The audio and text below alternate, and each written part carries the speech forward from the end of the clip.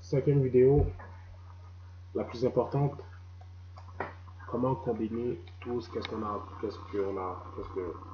j'ai montré dans les 4 derniers pour faire de l'argent.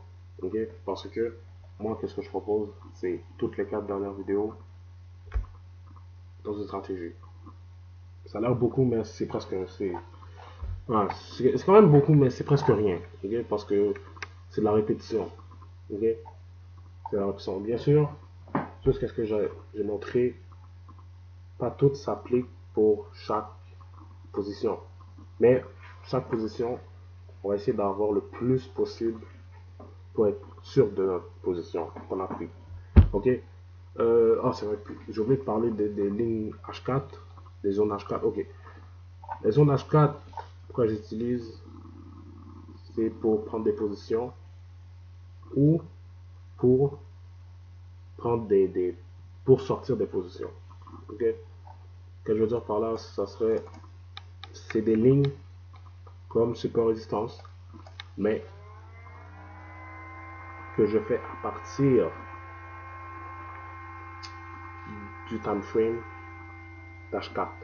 Donc, donc, je les mets à partir de qu'est-ce que je vois en H4. Comparément aux lignes bleues et rouges, même affaire, que je prends à partir du D1. Ok?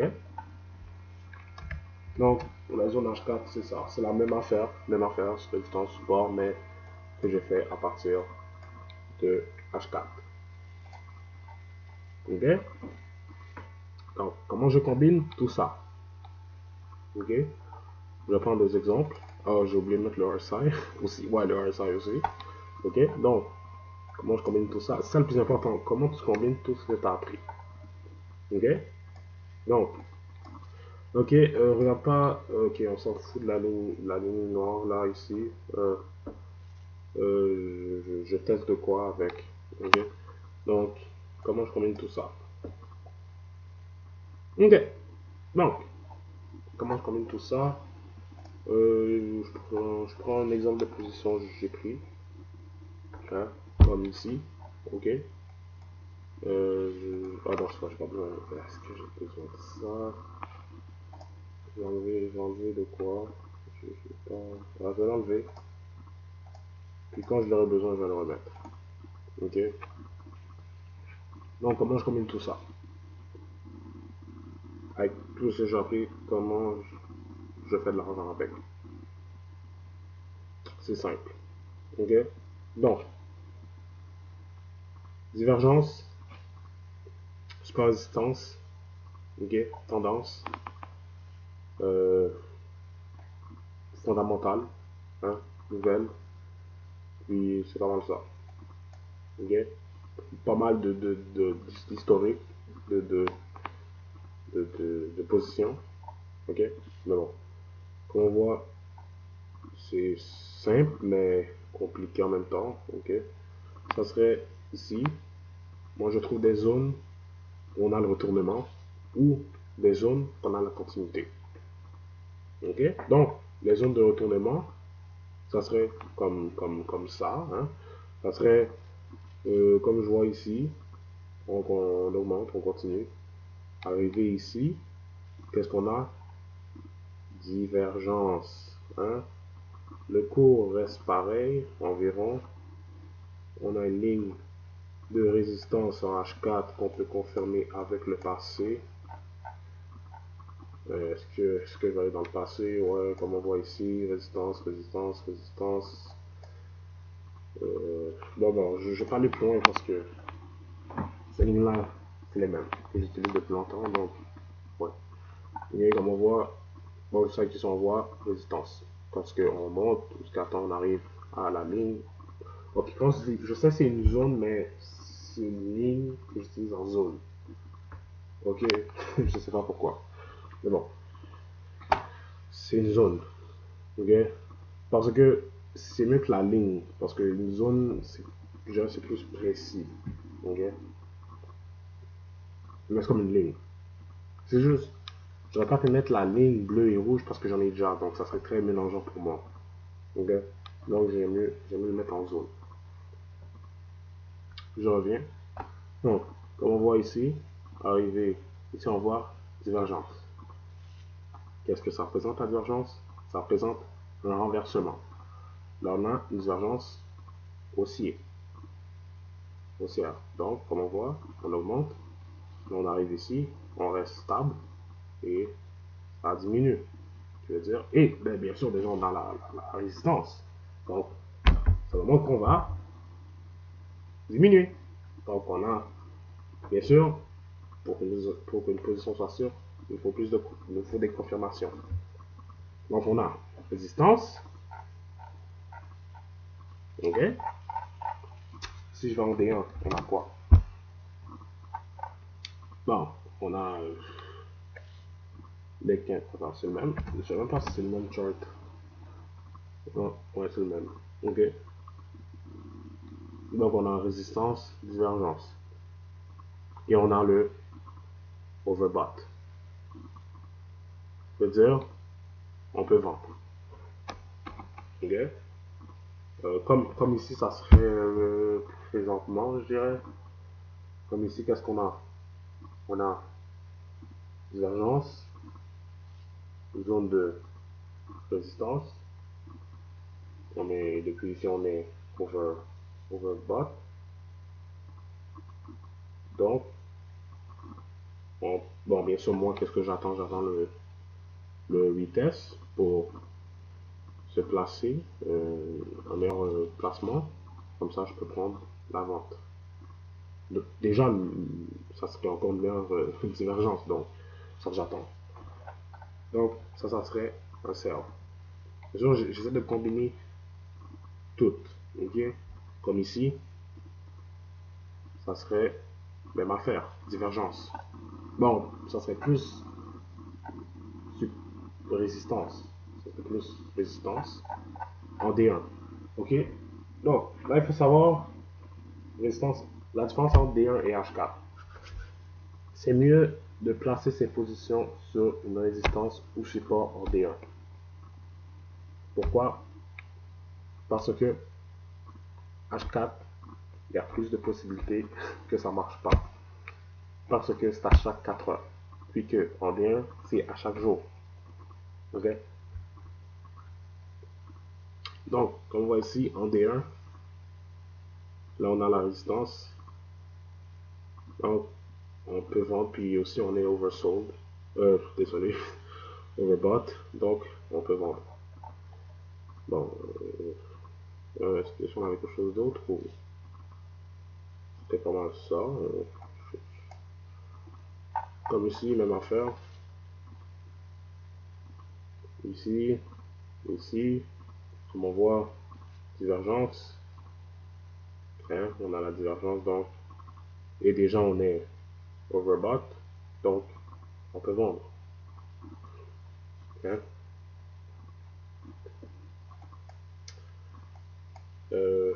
Quoi d'autre?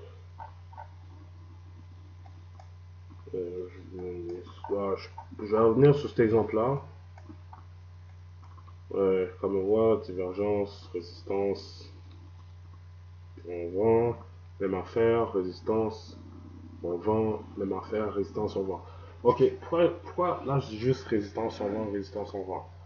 Parce que je me fie au passé pour prédire l'avenir. Donc, si je me dis que ça fait 2-3 fois que ça touche la résistance, puis ça redescend, donc ça pourrait pas mal arriver dans l'avenir. Donc, on vend.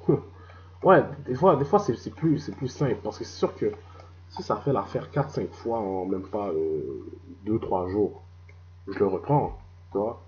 Donc, sûr que quand c'est ça, parce que, bon, attends, je pense que est-ce que c'est la même ligne? Comme tu vois, c'est la même ligne. Ouais, donc, c'est sûr que là, je vendrais parce que je me dis que dans le passé, ça a fait la même affaire 4-5 fois en 2-3 jours. Donc, la résistance, elle est puissante. Donc, qu'est-ce qui arrive maintenant? Ça redescend. Voilà. Ouais. Donc, on se fie au passé. Donc, présentement, hein, ici, qu'est-ce qu'on a? c'est vrai. J'ai pas parlé des patterns. Euh, j'ai pas parlé des patterns. Ok, mais comme ça, c'est un pattern. Ok. Euh, je vais parler prochain. Attends. Je vais voir combien de minutes j'ai fait. J'ai fait 10. Ok. Ok, je vais finir avec ça, puis pour prochaine vidéo, je vais parler des patterns. Ok? Bien sûr, il y a aussi les patterns qu'on peut combiner avec tout ça. J'avais juste oublié de parler des patterns, mais bon. Comme on voit ici, qu'est-ce qu'on a ici? Support en H4. Pourquoi? Parce que comme on voit arriver ici, on descend, support, remonter, petite remontée. Là, on voit support en D1, on remonte. Puis là, qu'est-ce qu'on a ici? Bon, comme on voit ici, support support remonte. Comme on voit ici, support on remonte. Comme on voit ici, support on remonte. Ok, puis après ça, je vais parler plus loin. Comme on voit ici, qu'est-ce qu'on pourra avoir ici? Support, on remonte. Et qu'est-ce qu'on a? On est oversold. Ok? Puis là, on va aller regarder en D1. Juste pour être sûr que la position serait bonne. La position ne serait pas bonne. Ok? Elle serait plus risquée. Pourquoi? Parce qu'on est en dessous des 2 IME. Qui veut dire, en D1, qui veut dire qu'on est dans un mouvement baissier. Ok? Il serait, ok. Qu'est-ce que je veux dire par là? Non, je vais pas l'aider. Ouais, ok, c'est bon. Ok, qu'est-ce que je veux dire par là? Il serait plus risqué. Ça veut dire que on pourrait aller capitaliser sur 500 micropips, mais on pourrait pas les capitaliser sur 3000 micropips ou 4000 micropips. Ok? Parce qu'il y aurait plus de risques. Mais, bien sûr, on peut aller chercher des pips, mais pas beaucoup. Ok? Parce qu'on est toujours dans un mouvement baissier. Déjà, on est en dessous des 2 MA. Donc, je me dis, on peut acheter, mais on va pas acheter pendant longtemps. Parce qu'on sait, à un moment donné, ça va redescendre. À cause, qu'est-ce qu'on a en D1? Parce qu'on est vraiment en dessous des 2 MA. Donc, ça me dit, bien sûr, on peut faire le contraire. Qu'est-ce que le trend nous dit, mais on va pas aller loin avec. On va pas aller loin avec. Mais on peut aller chercher un petit quelque chose. Ok? C'est toujours ça l'affaire. C'est même si on a toutes les indications qui nous disent on peut acheter, mais il faut toujours regarder qu'est-ce qu'on a. On est dans un mouvement baissier. Pas l'oublier. Donc, on se fie à ça, on dit toujours, ok. Donc, c'est sûr que je vais essayer d'aller chercher un petit nombre de pips. Ok? Mais quand même, c'est raisonnable, c'est raisonnable.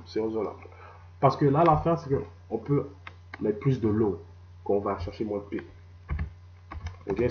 Ça dépend du nombre de lots qu'on met, selon le nombre de pips. Si on veut aller chercher plus de pips, on met moins de lots. Si on va aller chercher moins de pips, on met plus de lots. Ok?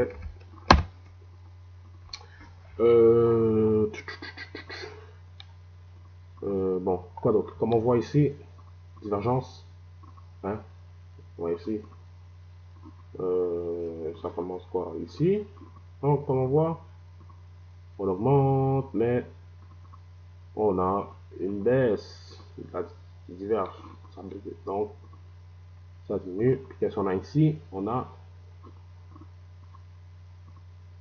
le retest de cette structure, résistance. Donc, on continue de descendre.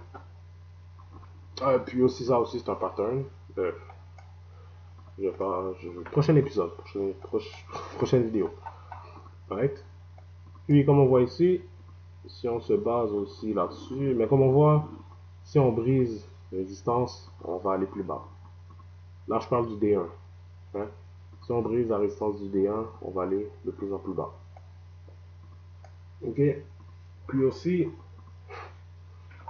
si on brise la résistance du D1, on va aller au support du D1.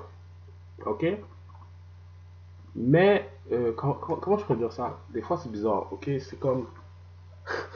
Parce que comme je l'ai dit, ça augmente. Ça va toujours augmenter à un moment donné. Donc, c'est sûr que si on brise, comme on voit ici, on touche, on va chercher le bon, qui était support. Là, on brise. Mais là, on va aller où? Ouais, comme vous voyez, comme tu vois, on touche, on brise le H4, on brise le H4, on brise le... Bon, il supporte, hein, mais bien sûr, il va rebriser. Pourquoi il va rebriser? Parce que on va toujours vérifier en D1. Hein? Je sais même pas, on était où? Attends, je sais même pas on était où. On était où? Attends, c'était quand ça? C'était 19 novembre environ. Ok. Alors je me repère. 19 novembre, 19 novembre. Ok, ok, ici. Ben, bon, voilà. On va voir. C'est ici. Ouais, ici. On va voir ici. On est en dessous des 2 EMA. En D1. Donc, ça me dit que on va aller de plus en plus bas. C'est pour ça que on brisait toujours les lignes en H4. Parce qu'on est pas mal en dessous des 2 EMA. Donc, comme je parle ici, là je suis allé en D1 pour voir en D1 pourquoi ça brisait les lignes à H4 parce que en D1 on était toujours en dessous des 2 MA. Bon, bien sûr, là on voit aussi on est en dessous des 2 MA, mais en D1 on voit on est en dessous beaucoup des 2 MA. Donc on va toujours descendre jusqu'à temps qu'on aille toucher l'autre, le prochain support, je dirais. Donc, ça dépend des placements, des positions. Donc, on pourrait aller chercher pas mal de pips entre le résistance et support. Ou aller chercher dans les lignes de H4. Hein, ça dépend de la personne. Euh, Puis c'est pas mal comme... Bon, je fais combien de minutes? Je suis arrêté à 20. Ok? C'est pas mal comme ça. Je vais prendre d'autres exemples. Je peux... je vais prendre une position que j'ai prise. Je pense que j'ai déjà montré. C'était là. Mais bon, je l'avais déjà montré. Mais en fait, c'était là. Ok? C'était parce que j'ai vu la divergence. Ok? Même si, même si on avait brisé la ligne de résistance, je suis allé en D1 et j'ai vu que on est toujours en dessous du 200. Donc, je me suis dit, on peut toujours redescendre. Ok, donc, en H4, j'ai vu ça, puis j'ai vu la divergence, on était déjà overbought, donc je me suis dit, ah, ben, je peux vendre. Puis, j'ai vendu en attendant qu'on reteste cette résistance, puis j'ai pris le sell. Ok?